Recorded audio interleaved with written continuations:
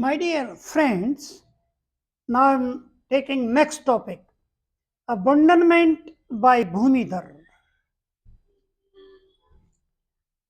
साथियों, इससे पहला टॉपिक था सरेंडर बाय भूमिधर। ये है अबंडनमेंट बाय भूमिधर। इनमें अंतर क्या है? Surrender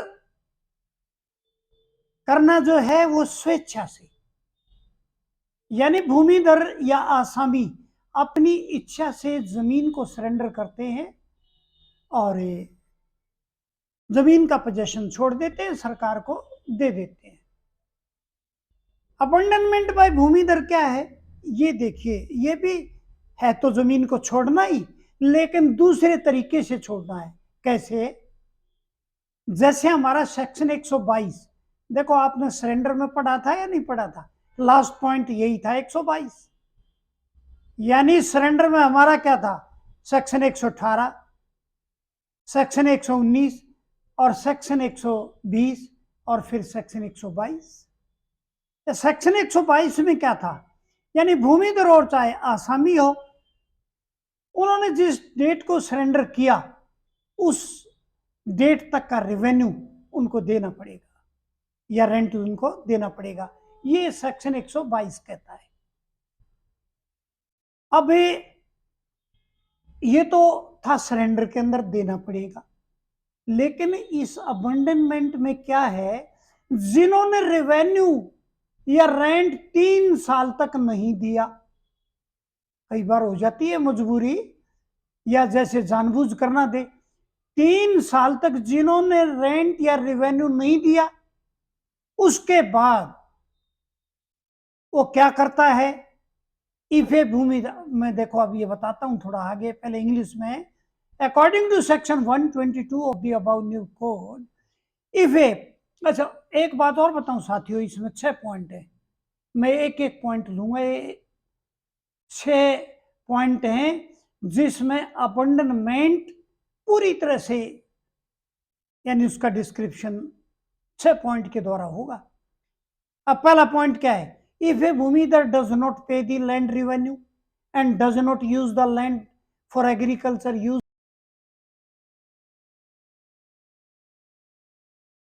in which he usually resides and whose whereabouts are not known, then the collector may, after such inquiry as he may deem fit, take possession of the land held by such भूमिधर। आप देखो, ये बिल्कुल clear language है।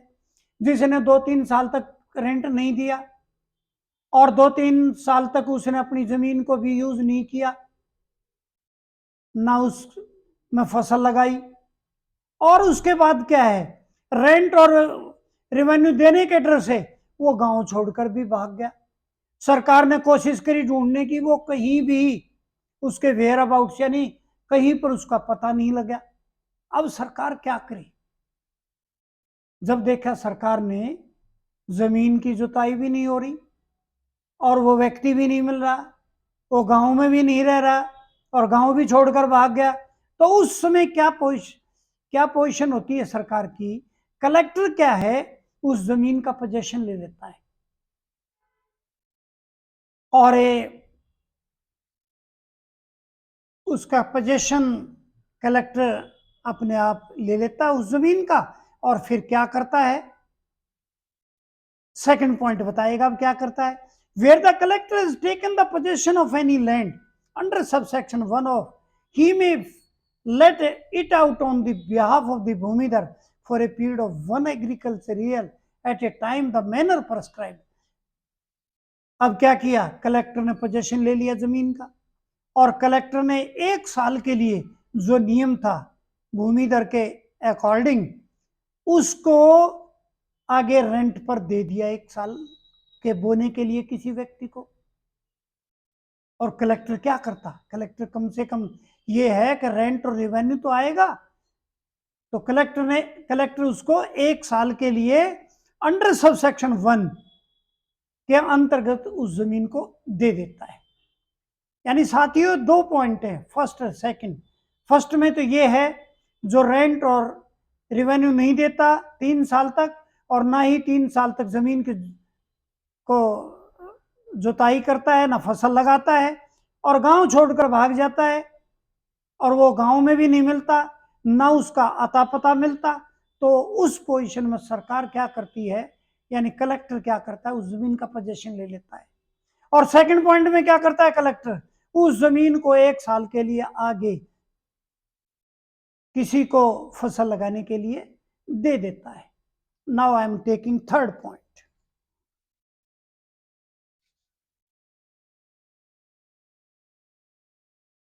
My dear friends, now I am taking third point. साथियों, जैसे मैंने बताया था, अबंडनमेंट बाय भूमिधर एक बहुत ही इंटरेस्टिंग टॉपिक है। सरेंडर में तो स्वेच्छा से होता है, अबंडनमेंट ये स्वेच्छा से नहीं, ये मजबूरी में सरेंडर होता है। कैसे? जैसे मैंने बताया था, अबंडनमेंट के 6 पॉइंट हैं, और 6 पॉइंट ऐसे हैं, आप एक यानी कंटिन्यूस इनको समझिए, एक स्टोरी सी बन जाएगी, बहुत बढ़िया इंटरेस्टिंग। जैसे पहला पॉइंट था, मैं एक बार फिर बता दूं। पहले पॉइंट में क्या है, यदि कोई व्यक्ति 3 साल तक जमीन को नहीं जोतता है और 3 साल तक रेंट और रेवेन्यू नहीं देता है, गांव छोड़कर चला जाता है और उसका कहीं भी पता नहीं लगता है, तो उस जमीन को कलेक्टर अपने पोजीशन में ले लेता है। ये फर्स्ट पॉइंट है। सेकंड पॉइंट क्या था, अब कलेक्टर जमीन ले ली तो क्या करेगा, उसे आगे दे देगा किसी को। सेकंड पॉइंट में कलेक्टर उसको 1 साल के लिए किसी बोने जोतने के लिए, यानी किसी भी व्यक्ति को जमीन को कास्ट के लिए दे देता है अंडर कंडीशन। और तीसरा पॉइंट क्या है, तीसरे में देखिए, इफ द भूमिधर और lawfully entitled to the land claims it within a period of 3 years from the commencement of the agriculture year next following the date on which the collector took possession thereof, it shall be restored to him on payment of dues, if any, and on such terms and conditions as the collector may think fit. अब इसमें क्या है, यदि भूमिधर अन्य person, उसका कोई higher भी हो सकता है ना, और आज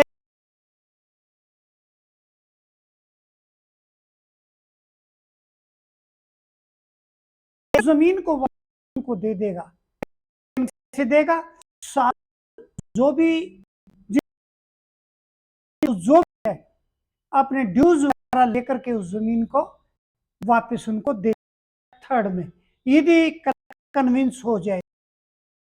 फोर्थ में क्या है, where no claim is preferred under section sub section 3 और if any claim is preferred but is disallowed, the collector shall make an order declaring the holding abandoned. यानी क्या है, जो भाई तीसरे पॉइंट में क्या था, एक तो क्लेम को मान लिया गया,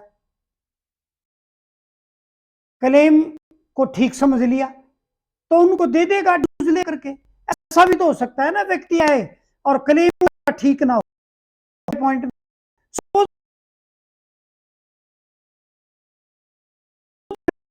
उनके क्लेम को डिसअलाउड कर दिया, और फिर कलेक्टर क्या है, जमीन को जो है डिक्लेयर करता है कि जमीन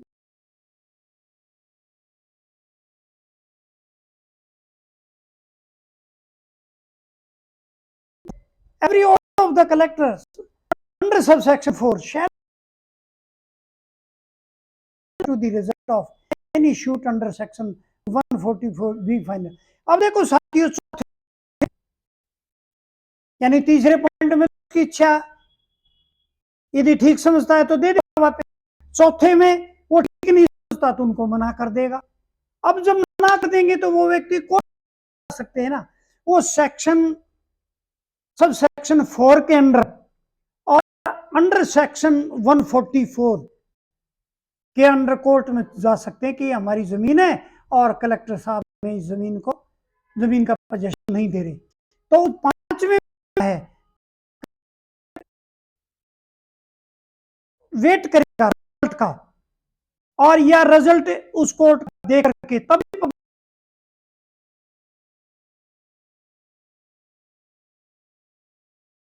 जब फाइनल हो जाएगा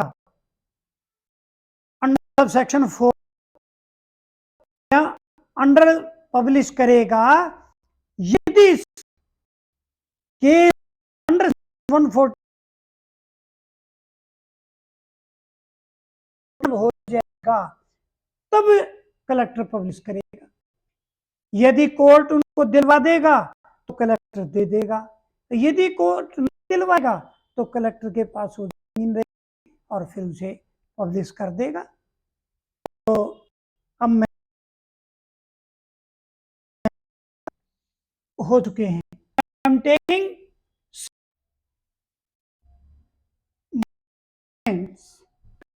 पॉइंट, 5 पॉइंट मैंने आपको बताए थे, यानी 5 पॉइंट मैंने आपको बताए। अब 5वें पॉइंट में क्या था, यदि पार्टी तो कलेक्टर उसका पोजीशन ले।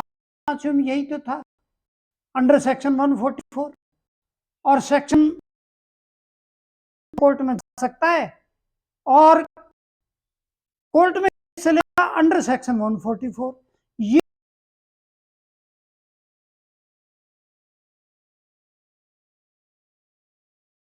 कलेक्टर के पास, और यदि नहीं आती है तो पोजीशन चला जाएगा पार्टी के पास।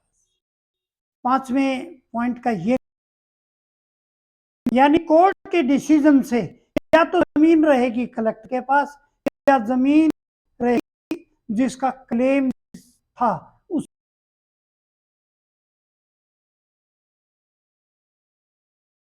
जीत जाता है। तो पार्टी के पास जो है वो जमीन रहेगी, वो भूमिधर यानी उस जमीन को रखेगा और उसमें कोई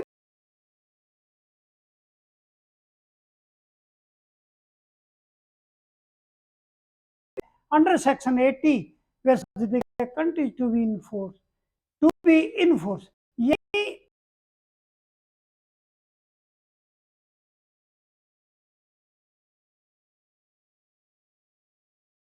उसके बाद किसी प्रकार के ऑब्जेक्शन नहीं रहेगा। अब कौन सा अबंडनमेंट और देख लो, अबंडनमेंट के मैंने गिनवा दिए, अब इसके परिणाम और देखो क्या होंगे।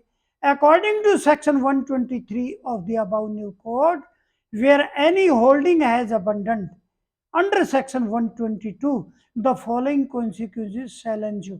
यानी वो क्या कहता है, सेक्शन 123 के अकॉर्डिंग यदि सेक्शन 122 के अंतर्गत वो जमीन कलेक्टर के पास आ चुकी है, यानी वो जमीन अबंडेंट हो चुकी है, यानी उसका उस जमीन का त्याग हो चुका है और कोई पार्टी क्लेम नहीं करती है, अब वो पूरी तरह कलेक्टर या स्टेट गवर्नमेंट के पास रहेगी, ये सेक्शन 123 कहता है।